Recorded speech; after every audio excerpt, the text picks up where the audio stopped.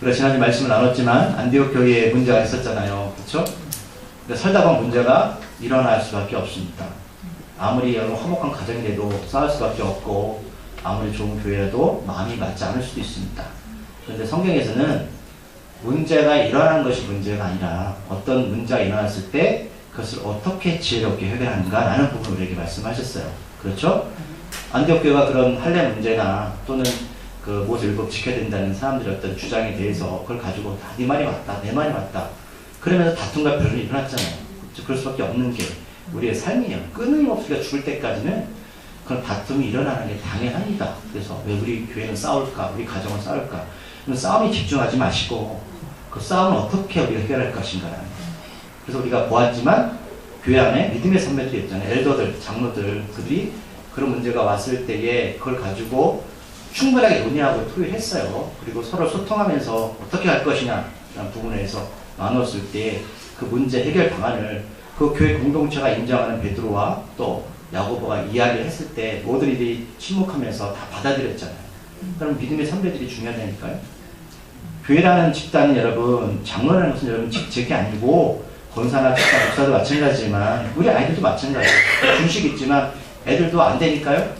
아무리 어른들이 무슨 얘기를 해도요, 그 어린이 삶이 하나님 말씀 가운데 살지 못하면 속으로 그래요. 너나 잘하세요 그런다니까요. 저도 마찬가지. 저도 교회에서 이렇게 노예에서 어른들, 교회 어른들 있잖아요. 어른들 얘기 많이 하잖아요. 전 안 그런 것 같으세요? 목사님은 참 거룩하시고 존귀하신 분입니다. 말씀을 다 듣겠습니다. 제가 그렇게 듣는 줄 아세요? 죄송합니다. 제 얘기 안 해도 되죠? 그럼 제가 어떤 분을 존경할 거예요? 당연한 거죠. 저도 마찬가지지만 그럼 그분이 어떤 교회 사이즈나 그분이 가진 것을 보는 게 아니라 그분의 삶을 통해서 어떤 이야기를 하면 제가 경청하기도 하고 어떤 데 듣고 말아요. 네. 우리가 여러분 교회에서 목사도 마찬가지고 계신 분도 마찬가지입니다. 어른들이 나 교회 30년, 20년 믿었다? 여러분 그게 여러분 우리의 자랑거리가 되는 게 아니고요. 우리가 나는 예수 믿었지만 가난한 거예요? 부끄러운 것도 없어요. 그럼 가난이 부끄러우세요? 그냥 불편할 뿐입니다. 네, 사는 게 불편할 뿐이지 그게 영원히 가는 건 아니잖아요. 제가 이번에 교육 가가지고 어떤 목사님 이제 그분을 어떤 말씀을 하시는데 그분이 7남매 중에 본인이 처음으로 예수를 믿었대요. 처음 그래서 그 목사님 설에서 목회를 하시는데 그 말씀이 이제 물론 농담으로 얘기하더라고요. 기억이 저도 가물가물하는데 아니 뭐 뷔페 가서 먹으나 백반 먹으나 입만 뭐 좀 날 뿐이지 지나가면 똑같다고. 자기도 그 한 방에서 어렵게 살았다는 거죠. 7남매가. 그러니까 방이 2개였는데 겨울이 되면 한 방에 몰려서 재웠대요. 왜요? 연료비 아끼려고. 근데 본인도 지금 큰 교회 목회를 하지만 그때가 그립다는 거예요. 지금 이제 남매가 다 출가 보내고 둘이서 산다는 거예요. 옛날에는 자기 집에 화장실이 없어서 겨울에 5강을 갖다 놓고 지냈대요. 근데 여러분 깜깜하잖아요. 그럼 밤에 이 볼일이 생길 때 어떻게 여러분 7남매가 같이 자니까 확인을 해야 되죠. 요강을. 왜 확인을 해야 돼요? 다들 잘 사셔가지고 모르죠. 확인해야죠. 어떻게 확인할까요? 눈으로 안 보여요. 손으로 살짝 찍는 거예요. 근데 지금 화장실 2개 있는 집에 사는데 와이프랑 둘이 살잖아요. 불편할 게 없잖아요.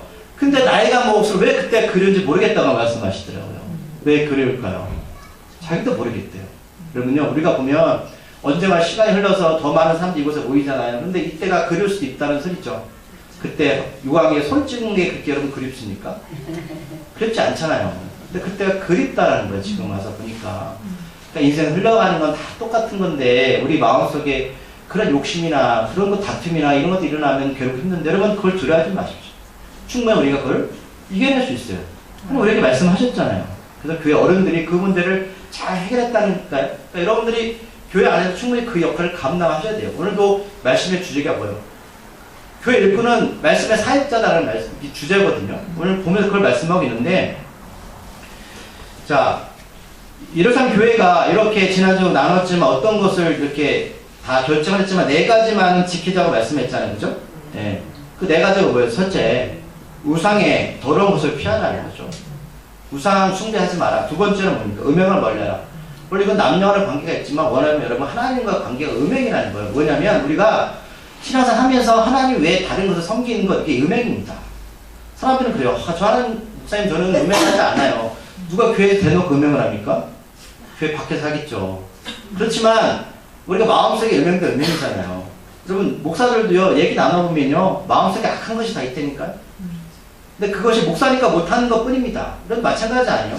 만약에 아무도 모르는 곳에서 내가 모르는 곳에서 그런 일이 벌어진다면 누가 아니라고 대답할 분 있으시겠지만 우리가 그런 존재라는 걸 빨리 아셔야 된다는 거죠. 이것은 음행은 하나의 관계, 우상 숭배고 또 사람과의 관계도 마찬가지고요.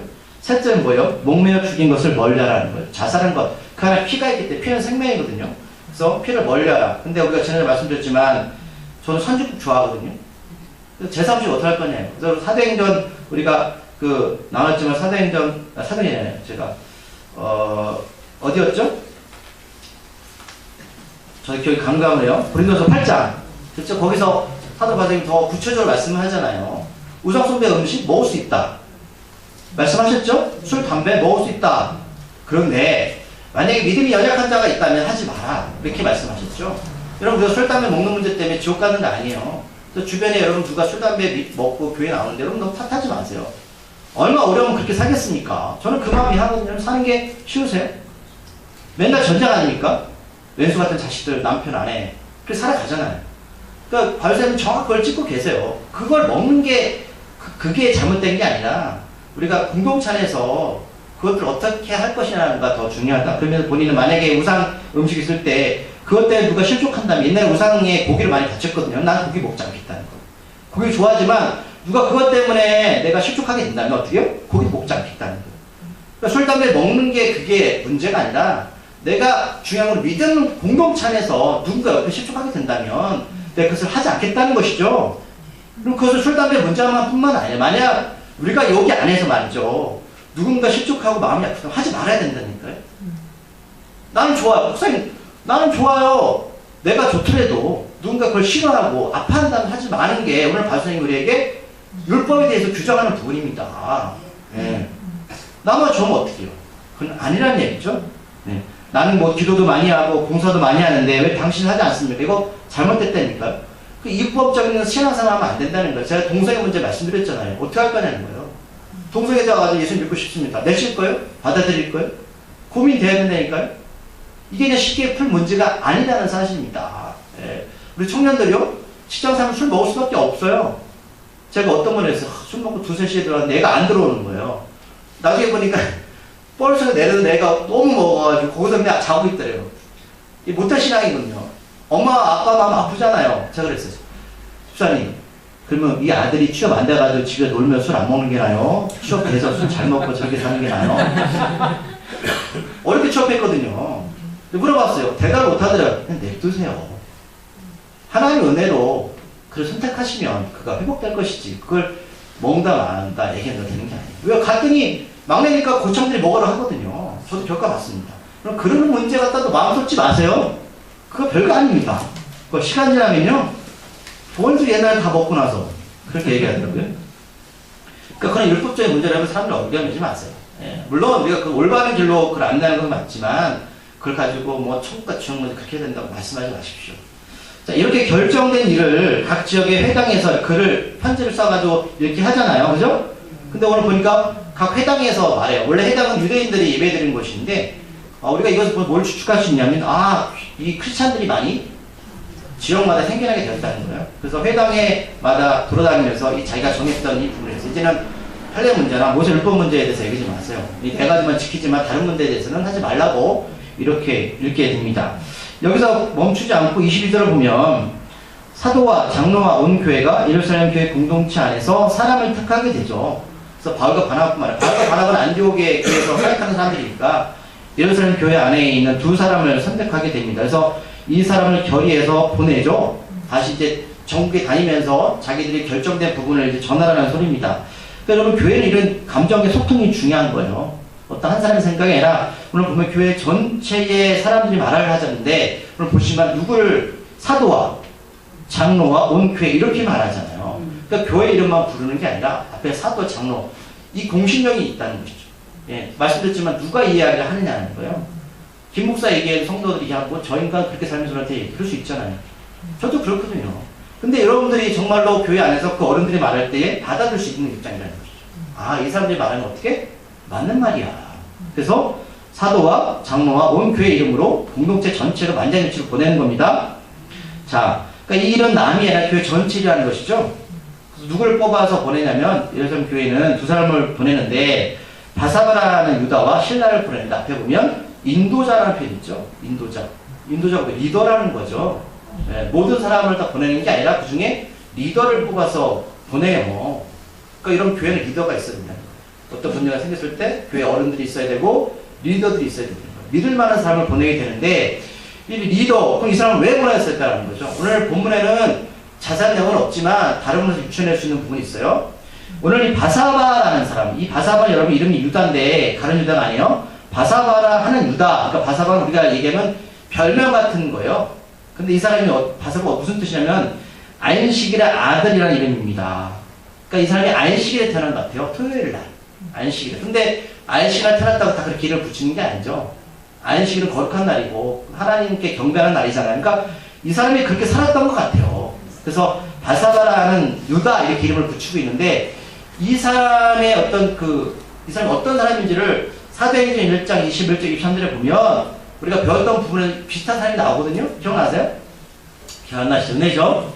어떤 장면이냐면 가룟 유다가 빠지고 11명이 됐잖아요. 그래서 예루살렘 공동체에서 12번째 사도를 뽑자라고 하죠.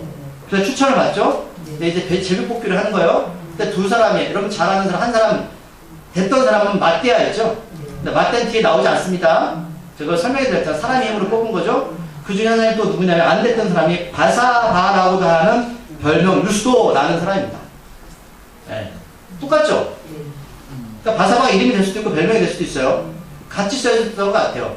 그러니까 보니까 이 사람하고 형제의 강사이 크다라고 성경학자는 추측을 합니다. 그러니까 그 12번째 사도로 그 추천받았던 사람은 바사바라하고 별명 유스도, 이 사람은 바사바라는 유다 이렇게 이름이 있잖아요. 그러니까 그 사람 형제의 강사이 크다는 거예요. 우리가 봤지만 여러분 우리가 지금 오늘 성경을 오늘 보면 이게 누가 그렇게 마가라는 사람이 많이 나오죠. 바나바도 나오고 친척이잖아요. 그죠? 또 바나바의 누나 같은 마가의 엄마, 그 사람이 초대교회 교회를 자기 집을 예배당 촌으로 마련해주고 교회들 장소로 이렇게 주잖아요. 그럼 어떤 생각이 드세요? 믿음은요, 제가 말씀드렸지만 믿음의 씨앗이 되면 그 전체를 변화시키게 되는 거예요. 네. 그러니까 오늘 두 형제의 가능성이 크거든요. 한 사람은 12번째 사도 추천받을 만큼의 믿음의 사람이었고 또 이 한 형제는 추측하기는 이렇게 여성 교회에서 문제가 생겼을 때에 리더로서 보내는 그런 역할, 일꾼으로 보내는 사람이 됐다는 것이죠. 저는 보면서 이런 사람이 교회에 많았으면 좋겠다는 생각이 들었고요. 그 다음 신라는 누구일까? 신라는 나중에 2차 선교 여행 때 같이 떠난 사람이거든요. 이 사람은 데살로니가 전서 1장 1절에 기록되어 있는데 이름이 다르게 기록되어 있어요. 뭐라고 기록되어 있냐면 실루아노라고 이름이 기록되어 있는데 실루아노는 여러분 로마식 이름입니다. 예. 이 사람은 유대인이지만 로마 이름을 갖고 있었어요. 그렇다면 이 사람이 로마의 시민권을 받았던 사람입니다. 바울도 그랬죠. 바울도 로마 시민권을 받았던 사람입니다. 말씀드렸지만 신라는 2차 선교 여행에 같이 가는데 로마 시민권을 말씀드리지만 굉장히 특권층이에요. 나중에 보지만 사도행전 끝 마무리 부분에서 바울이 예루살렘에서 심판받지 않고 어디로 가요? 로마로 가죠. 자기 요청해요. 황제한테 내가 직접 재판받겠다. 로마 특권입니다. 유대이지만 이 예루살렘에서 자체적으로 얘를 재판할 수가 없어요. 진짜 황제까지 보내야 돼요. 대단한 특권이죠. 만약 여러분 제가 어제 한국에 죄를 졌는데 내가 그러는 거야. 나는 트럼프한테 나는 재판받겠다. 그럼 한국에서 법이 적용이 안 되는 거죠. 그러니까 로마 시민권을 받으려면 두 가지였어요. 굉장히 부모가 부자였든가 아니면 얘는 제국주의이기 때문에 10년 이상 로마 군대에서 이렇게 복무를 하는데 큰 공적을 서야지만 로마 시민권을 부여했단 말입니다. 그렇다면 바울도 그렇고 이 신라도 그렇고 우리가 볼 때는 굉장히 환경이 좋은 사람이었다는 것이죠. 이 사람이 이렇게 예루살렘 교회에서 인정을 받고 오늘 이 바사바라는 유다하고 신라가 같이 바나바와 바울과 같이 이제 그 편지를 정해졌던 이제 예루살렘 공동체 정해졌던 부분을 가지고 이제 지역으로 떠나게 된다는 이야기예요. 근데 이때는 알겠지만 인쇄술이 발달되지 않아서 다 편지를 쓰게 되는 거예요. 그래서 우리가 그 사도 바울의 편지를 쓰는 내용을 보면 사람을 보내죠. 왜 사람을 보낼까요? 여러분 다 수기를 써야 되는 거예요. 지금처럼 인쇄술이 발달돼가지고 지역마다 보낼 수가 없으니까 인편에 보내는 거예요. 그래서 보면 누구누구 이름이 계속 나오죠. 왜냐면 이 사람 읽어줄 거라는 거예요. 가서 직접 읽어주는 거예요. 오늘도 예루살렘 교회에서 이런 문제가 해결되어서 그 편지를 써서 보내게 되고 이 4명의 사람들이 예루살렘 교회 공동체 전체 만장일치로 이렇게 인정을 받아서 이제 지역으로 떠나게 됩니다. 근데 2지역으로 보내게 되는데 어떤 지역이냐면 먼저 수리 안디옥 교회하고요. 길리기아에 있는 이방 형제들한테 이 편지를 보내게 돼요. 4명을. 자, 2군데로만 요약이 되겠죠. 수리 안디옥은 잘 알아요, 지금 바울과 바나가 왔던 교회잖아요. 이 문제 때문에 여기 온 거잖아요. 그죠? 바리새인 그리스도인이 가서 할례해야 됩니다. 모세율법을 지켜야 됩니다. 이 문제가 터져서 예루살렘 교회까지 온 거거든요. 그 지역에 다시 보내는 것은 당연하죠. 왜요? 아직 그 수리 안디옥은 이 문제 해야 되는지 몰라요. 지금 좀 어떻게 메일로 보내겠습니까? 어떻게 하겠습니까? 방법이 없으니까 편지를 이제 본국에서 보내는 거죠. 그럼 길리기아 이 지역의 이방 형제한테 보내는데 그럼 왜 길리기아에 있는 지역 형제들한테 보낼까라는 거죠? 그리고 이 지역은요, 바울이 고향이 어딘지 아시죠? 다소입니다, 다소. 다소 주변의 지역이 바로 길리기아 지역이에요. 네. 그럼 이 지역을 보내려면, 그럼 잘 아실 거예요. 사도 바울이 예수님을 영접하고 나서 사람들이 믿어주지 않았죠? 그렇죠? 그래서 그가 했던 게 뭐냐면, 사우디아라비아 가서 2년 동안 자기를 단련을 했어요. 성경 없는 내용이 좀 나중에 다른 복음서에 나오잖아요? 그래서 예루살렘으로 첫 번째 제자들을 만나러 가는 장면이 나오는데, 제자들이 믿어주지 않죠. 그렇죠? 그럴 때 사도행전 9장 30절에 보면 처음으로 이 장면이 나와요. 예루살렘 교회를 방문하는데 그때 누가 바울을 도와줬어요? 바나바였죠. 바나바가 바울을 이렇게 편을 들어줬죠. 그러고 나서 바울이 고향 다소로 돌아갑니다. 그러고 나서 이후에 바나바가 다시 안디옥 교회에 청빙을 받아서 가서 사역을 하잖아요. 이 수리 안디옥에서. 근데 혼자 사역할 수 없어서 누굴 불러요?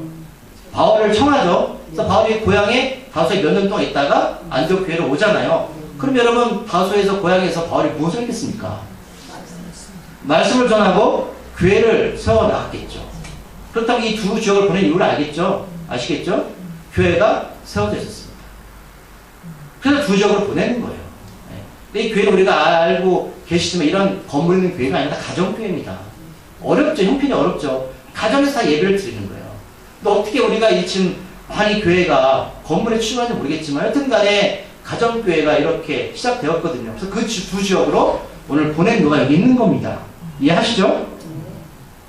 자, 그렇다면 그 편지 내용은 어떤 내용이 있을까라는 거죠. 오늘 보면 내용은 24절, 29절까지 그 내용이 기록되어 있어요. 자, 이 부분은 우리들이 이미 알고 있는 내용입니다. 하지만 수리 안디옥이나 길리기아 주변에 있는 교회가 아직 내용을 모르죠? 다시 한번 누가 그 내용을 여기서 적고 있는 것 뿐입니다. 우리가 알고 있는 내용이고 그들은 아직 모르고 있어요. 이 내용을 오늘 5절에 걸쳐서 이 내용에 대해서 이렇게 설명해 주겠습니다. 자, 제가 말씀을 드리겠습니다. 24절 어떤 내용이냐? 자, 우리가 들었는데 우리 가운데서 나간 몇 사람, 이 사람 어떤 사람인지 아시죠? 바리새인 그리스도인입니다. 우리들이 지시도 없이 여러분에게 가서 여러분을 말로 괴롭혔습니다. 자, 이들이 폭력적으로 이들을 괴롭힌 게 아니고요. 말로 괴롭혔습니다. 근데 말로 괴롭게 한 부분을 오늘 본문에는 마음을 괴롭게 했다고 표현하고 있어요.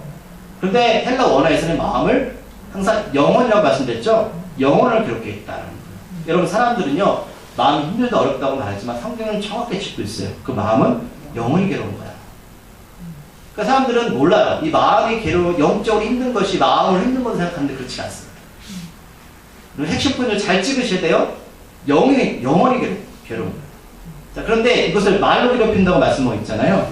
그럼 사단이 여러분 무력을 통해서 우리를 넘어뜨리는 게 더 힘든 것 같죠? 쉬운 것 같죠? 절대 그렇지 않습니다. 말로 사람을 무너뜨립니다. 어떻게? 영혼을 흔들어 버린다니까요? 어떤 사람이 물려서 행동을 갈 때는 그게 보이죠? 근데 말은 보이지가 않아요. 사라지죠? 보이지 않아요. 근데 어떤 말은 사람을 살리기도 하고 어떤 말은 사람을 죽이기도 하는데 어떤 말은 사람을 죽이냐면 그 말이 우리 마음에 남아있을 때예요. 근데 보세요. 지나가는 사람이 김일중 목사한테 그래요. 저 바보. 그 물을 제가 상대 때릴 수 있지만 저 그냥 지나가거든요? 왜 그냥 지나가는지 아세요? 저 그 사람 몰라요. 그냥 저는 잊혀져요. 시간 지나고. 이런 만약에 차 타고 가다가 어떤 문제가 생기는데 그게 막 말싸움에서 오래 남나요? 시간이 가면 잊혀지죠. 왜 그런지 아세요? 그 사람 모르는 사람입니다. 그 당시에 화가 날지언정. 근데 어떨 때 마음이 오래 남는지 아세요? 가장 친한 사람, 가장 잘 아는 사람, 그런 사람이 나한테 말 한마디 던지는 게 나한테 영혼에 상처가 주는 겁니다. 왜요? 그 사람은 내가 안 볼 수가 없고요. 그 사람 내가 믿었던 사람이고요. 그 사람 내가 도와줬던 사람이고요. 그 사람 내가 기도해줬던 사람입니다. 그래서 그 말이 내 마음에 오래 남아있는 거예요. 예. 그게 나한테 상처, 영혼의 상처를 주는 겁니다. 근데 이게 그냥 풀어지지 않는다니까요. 오늘 이렇게 공격을 했다는 거예요. 영혼을 흔들어버려요. 말로. 무섭죠? 자, 그래서 이때 교회가 취한 행동이 뭐냐면 25절에 보면 영적으로 충만한 사람들을 뽑아서 그 홀로한 지역에 사람을 보내는 겁니다. 사람한테 상처받은 것은 누가 풀어줘야 될까요? 기도하면 여러분 잘 안 풀어집니다. 영적인 사람이 풀어줘야 됩니다. 그러니까 이걸 잘 읽으셔야 돼요. 왜 영적인 사람이 풀어주냐고요? 아까 말씀드렸지만 말이 어디를 흔들어버린다고요? 영혼을 흔들어버린다니까요? 근데 그것을 영혼을 흔들고 어떻게 풀어줄 겁니까? 영적인 사람이 풀어줘야죠. 그래서 교회 리더들을 보내는 거 거기에. 그냥 가가지고 그들이 뭐 좋은 말 해주는 게 아닙니다. 그러면서 이들이 선택한 이유를 26절에 보면 기록하고 있어요. 왜 선택을 했을까? 바나바와 바울은 예수님의 이름을 위해서 자신들의 목숨도 내놓는 사람들입니다. 여기 안에 모든 것을 표현되어 있어요. 공동체 안에 들어와서 어떤 자신의 유익이나 개인적인 일로 사람들 관계를 맺는 사람이 이 사람들은 아닙니다. 오직 복음에 자신의 생명을 드리고 작정한 사람입니다. 그렇다면 이들이 사람을 대할 때 어떻게 대해야 할까요? 어떤 계산이나 자신 유익이나 절대 아닙니다. 복음 앞에 생명을 내놓은 사람들입니다. 저는 이 부분이 물론 우리한테 굉장히 부담스러운 표현일 수 있습니다. 근데 저는 이 설교를 준비하면서 그런 생각을 하는 게 기도해요. 하나님, 저희 교회도 정말로 이 바울과 바나바 같은 예수 이름 때문에 목숨을 내놓는 사람들이 있게 하여 주시옵소서. 제가 그런 기도가 나왔습니다. 그럼 절대로 교회 공동체 안에서 어떤 세상의 사업의 유익이나 생각으로 그런 사람을 관계를 맺지 마십시오. 저도 마찬가지입니다. 그럼 교회는 그럼 무너지게 되어 있는 거예요. 영적으로 여러분 피폐해지게 되어 있는 겁니다. 복음 앞에 목숨을 내놓는 사람들이 많을수록 이 교회 여러분 하나님이 기뻐하신 교회로 바꿀 수 있는 거예요. 이 조건 때문에 어떻게 해요? 교회 공동체 전체가 바울과 바나바, 유다와 실라를 믿음으로 보낼 수 있었던 겁니다. 이들을 뽑은 것도 28절에 보면 성령의 인감 때문임을 알 수 있습니다. 기록하고 있죠? 첫 번째 단어가 나오잖아요. 그렇죠? 그러니까 초대교회에서 여러분 일꾼을 뽑을 때 뭘 가장 중요시하겠다고요? 많이 배운 사람? 돈 많은 사람? 뭐였어요? 성령이 충만한 사람이었습니다. 다른 거 안 봤어요. 여러분 교회에서 다른 게 볼 게 뭐 있어요? 예? 여러분 나중에 저희 교회 일꾼도 계속 뽑을 텐데 성장하면 여러분 거기 신경 쓰지 마세요. 그리고 장로님은 꼭 11절 드려야 됩니까? 헌금 많이 드려야 되나요?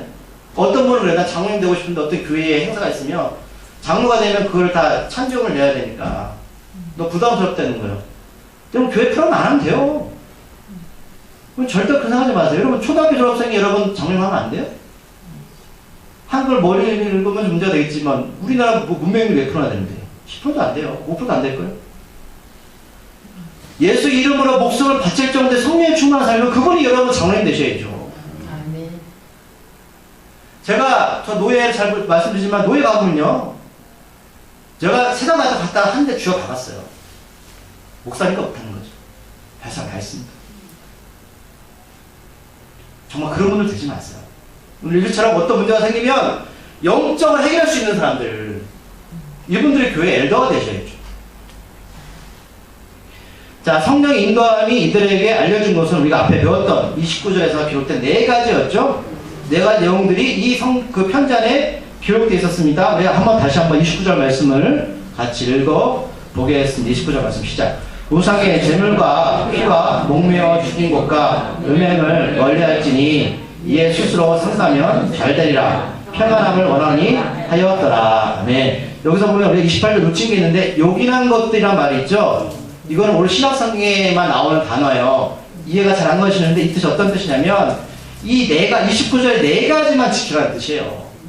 다른 거 하지 마 너희들 4가지만 지켜야 돼 라고 말씀하는 겁니다. 그래서 이 부분 아주 특이한 단어예요. 그래서 29절에서 다시 한번 우리가 알고 있던 내용을 말하고 있죠. 그래서 보면 끝에 네 가지를 말하면서 중간에 이에 스스로 상가면 잘되리라 말씀이 있죠. 이 잘되리라는 그 단어를 헬라 원어에 보면 어떤 뜻이냐면 실천하라라고 해석하고 있어요. 그러니까 여러분 초대교회 공동체는요 말하고 끝나는 게 아니었습니다. 항상 어떤 일이 정해지면 항상 삶으로 어떻게 해요? 옮겨야 돼. 이게 초대교회의 가장 핵심적인 교회 모습이었던 것 같아요. 실천해야 된다는 거죠. 이걸 지키면 뭔가 잘 되냐? 그 뜻이 아닙니다. 실천하십시오. 이 편지를 보내는 이유가 뭐예요? 이 네 가지를 실천하십시오.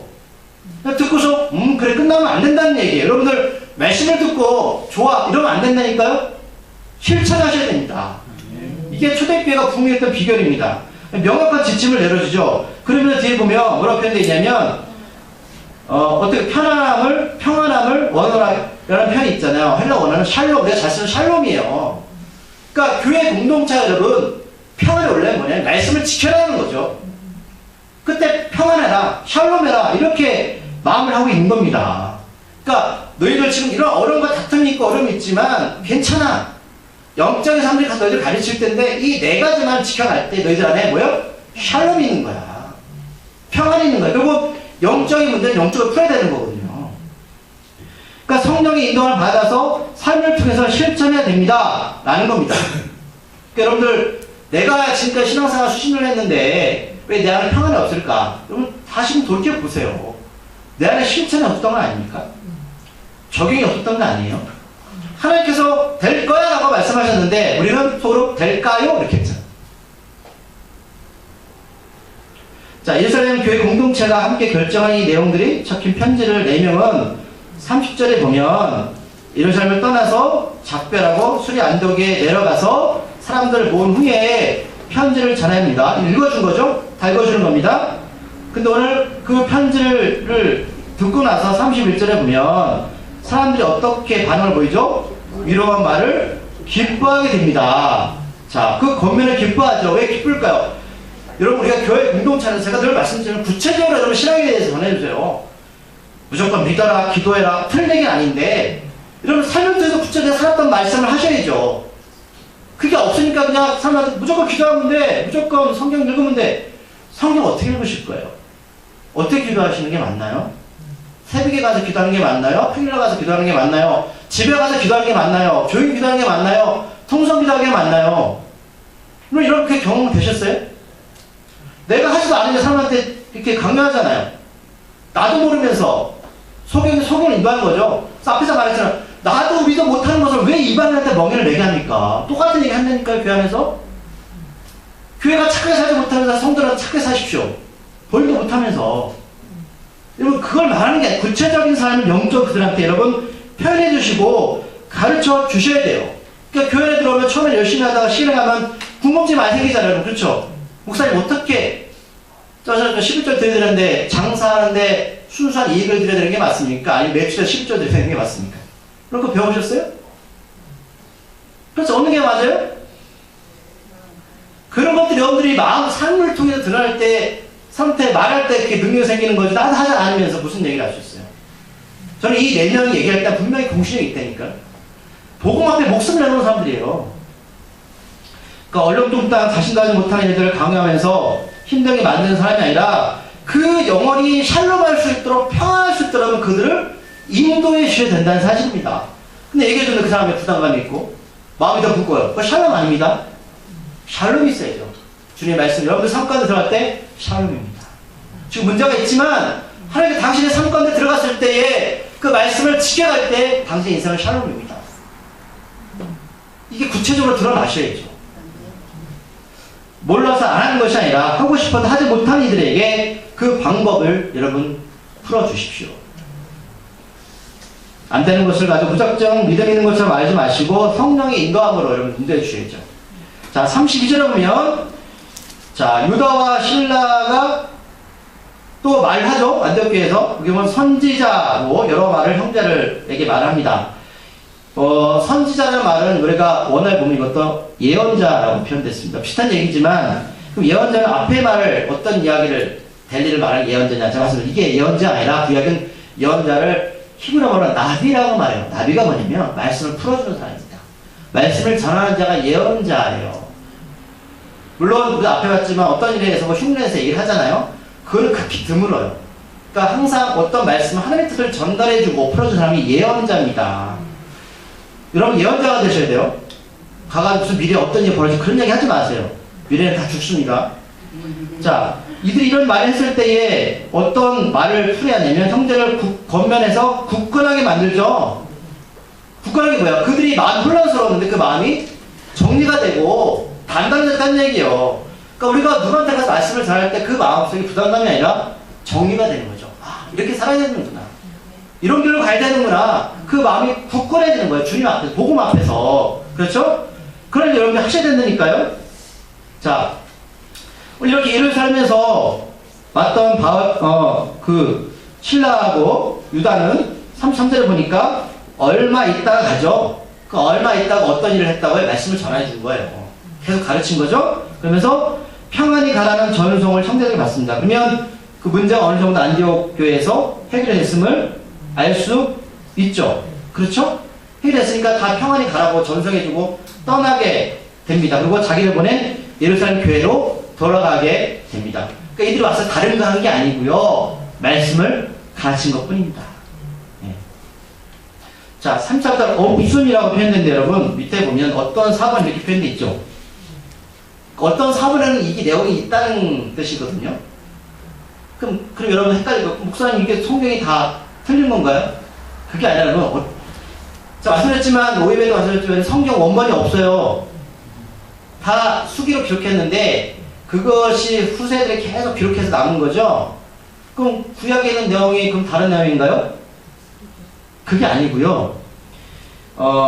1946년도 11월 달에 여러분 잘 아는 사이사본이라고 쿰랑 공동체가 남겼던 사본이 어떤 목동에서 발견됐어요. 1946년도에. 지금 인류 역사상 가장 오래 기록된 성경입니다. 보니까 그때가 기원전 2세기에 기록된 성경이 남아있는 거예요. 놀랍죠? 놀랍지 않으세요? 근데 예수님 이후에 기록된 거예요. 구약 신약이. 그럼 사람들이 궁금증 어떤 궁금증이 생길까요? 지금 성경과 똑같을까 다를까? 궁금증 생기지 않으시겠어요? 그럼 궁금증 전혀 없으시군요. 그러니까 1946년도에 타해에서 발견된 쿰랑 공동체가 있었어요. 공동체가 기록한 그 성경이 기원 2세기의 성경이 발견이 됐습니다. 근데 그것을 해석을 해볼 거 아니에요. 놀라운 사실은 지금 성경과 틀릴까요? 맞을까요? 맞습니다. 여러분 전혀 놀라지 않으시나요? 그럼 사람이 수기로 썼던 성경이 내용들이 기원전 2세기에 기록되었던 예수 탄생 전에 탄생구가 아니고 잘 말씀드렸어요. 기원전 예수 탄생 2세기경에 기록된 거하고 지금하고 말씀이 똑같대요. 그럼 이거 왜냐하면 더 덧붙여서 했던 부분이 있습니다. 여기 기록이 안 돼 있는데 그럼 어떤 사람은 뭐라고 기록되어 있냐면 거기 이런 내용이 기록되어 있어요. 밑에 뭐라고 기록되어 있어요? 신라는 그들과 함께 유하기를 작정하였다. 그러니까 떠났다고 얘기했지만 유다만 떠난 거고 신라는 아직 수리 안디옥 교회에 남아 있었습니다. 왜 남아 있었을까? 말씀드리지만 다음 주에 말씀 나눌 건데 2차 선교여행 때 바울과 누가 떠난다고요? 신라가 같이 떠나는 거예요. 네. 자, 자세히 설명해 드리죠. 자, 이렇게 해서 34절 정리가 됐고 35절에 보면 이제 제가 말씀을 정리할 겁니다. 그 바울과 바나바는 여전히 수리 안디옥에서 머물러 있죠. 그러면서 그들이 무엇을 했을까를 말씀 주자 동일합니다. 수단 다른 사람들과 함께 하나님의 말씀을 가르치고 복음을 전합니다. 근데 전에도 계속 일을 했잖아요.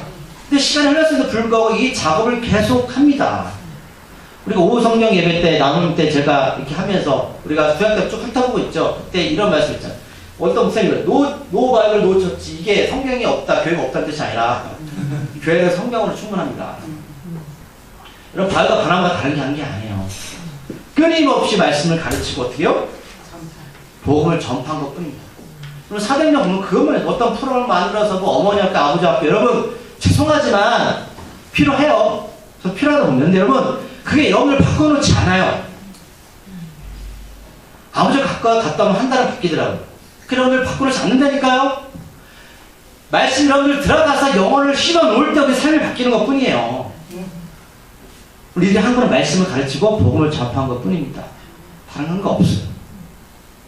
교회가 세워지고 교회가 문제가 생기고 교회가 성장할 때에 끊임없이 사도들 주님의 제재를 한 것은 뭐냐면 성경 공부뿐입니다.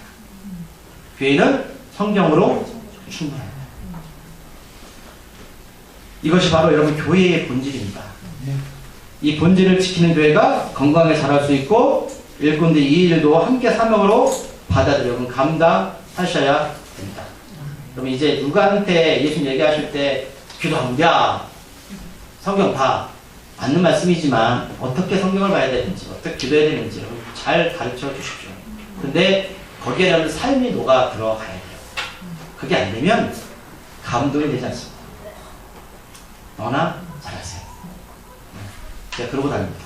너나 잘하세요. 교회가 이런 일꾼들이 많기를 소망합니다. 네. 기도하시겠습니다. 하나님, 오늘 안디옥, 수리 안디옥 교회의 이런 할례 문제나 모세 율법 문제가 해결되는 것을 보면서 참 다툼과 변론이 나쁜 것은 아니구나. 그리고 이런 어려움이 생길 때에 교회 공동체 안에서 장로들이나 영혼을 예수도의 목숨을 바친 자들이 결국 이 문제를 해결할 수 있구나라는 답을 얻게 되었습니다. 하나님, 우리 주위에 또는 교회나 가정이나 어떤 어려움이 생길 때에 예수 그리스도 이름 때문에 목숨까지 바치는 자들이 많아서 그들이 영적으로 그 영혼의 문제를 풀게 하는 능력을 허락하여 주시옵소서.